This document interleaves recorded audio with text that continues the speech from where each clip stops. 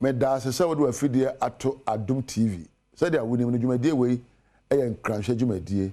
na me amede ho chia me ma me mbɔ me din chewe e fa me Apostle Dr. Nita Ekotego na so pa from me Nita Eko me penesa ene dey so enoma ayeyo a e dey akwansidie bere ye mpuntuo ne nkoso so na me dey be we ye friend procrastination ka me hwe procrastination se utu asheda hey says ubano you see so be kaya emre bi abo abrabo mu a na nka so be bibi so menya nka me no ochina ochina meye ananyumre meye enso so ochina na amada ade chi yen wansa anyo bebre wo says ubano ye tuni o masheda menya ya nka meyo nanso you see postponing some things happens to us from time to time, but the damage is when it becomes a habit. Ebu adebo akoya so me ne china. Na wa twen be nansa na akoye. Na de anya ne se utuhye da na ama wo wira afi. Menua. Ebi wo ho na ne a obeye no. Wa anya ne ntemu a adesua bi wo ho. Uko school. Ebi ana wo sua de ye mania ha. Ma me na kakra me sori ameye. Na wada wo sori na wansua ye enana pe me sori e se ka me bompa ye ade achi mabre me bompa ye me fi adwuma ba se ka me to ade ma me yere na me chense me do no me de mabre. You know, there are things we always almost postpone which if we had done would have make us better. We ye adwuma into sheda ayebo sam adema etu sheda bema wa bon wo school so utu ade sheda e bema wa ade atete apansam na wadwuma say. You see, if you procrastinate a lot, there be a one kasa utu say wa bra bon enkoye ma wo utu say wa ne nye ne wo ye no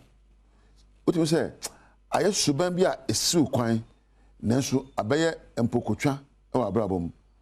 na ya na ofo se enkugo na wodie no enfiri wankasa enkugo bi abedie bia no ejina wo so. Your lack of competence, your lack of imagination creates procrastination. Se wanya kuduro na wan sinkete anyo no e ma wutu nyoma sheda na se wutu nyoma sheda wadwuma dooso e bia wo office se uwie sa area we uso ochina meye na da to ochina meye bo answer workload adoso na wo de mirikato na de ye ai ni biara da bia no performance eye low na madwuma no kwa ye mfa ne die ma adwuma bia eye wo de na se soto obra wo no gine preko soto ben wo no waje. If it's a role you have to play it quickly. Say awade asua hunu na wasua se obeda odo obuo ne kasapa edi akire ukwa na oyira de na di preko entu nheda adwuma wo yo no entu nheda wo yesa ebedoso na why ne biara. Not getting things done at the right time may make others not to trust you. Say the adwuma ma and I bibia de ha onsa say ye na uta tu sheda e ma manfo anyi wani o akwa wo de adwuma koma no o onye menim tela ni bi o do watare koma no abosumi sia no mpam ye oh next week bra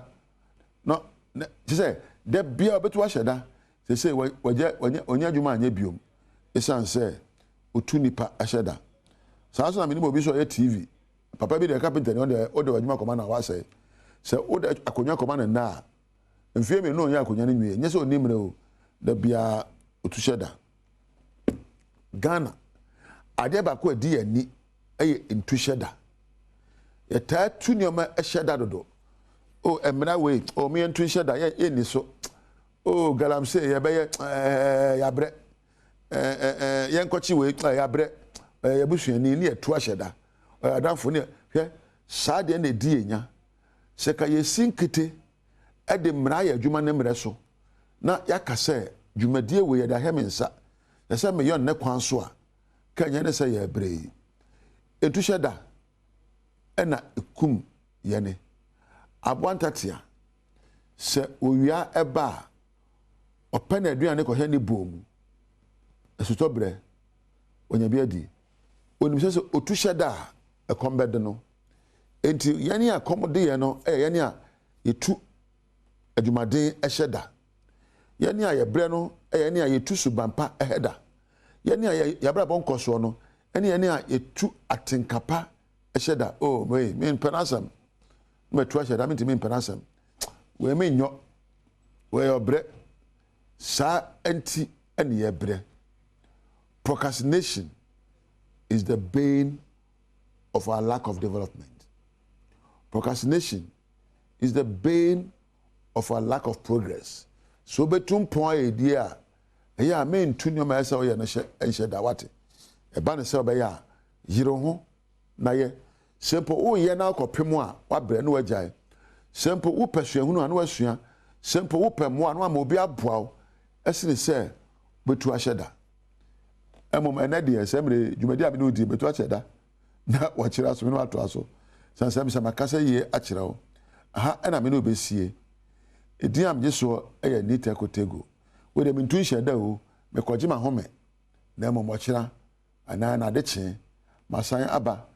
enu adi dwumadi ewe odofo se watu bibi ahyeda last year catch us this year de meyo so watu bibi hyeda anura akase echena de meye bomodin na de watu ahyeda bia no ye ema ho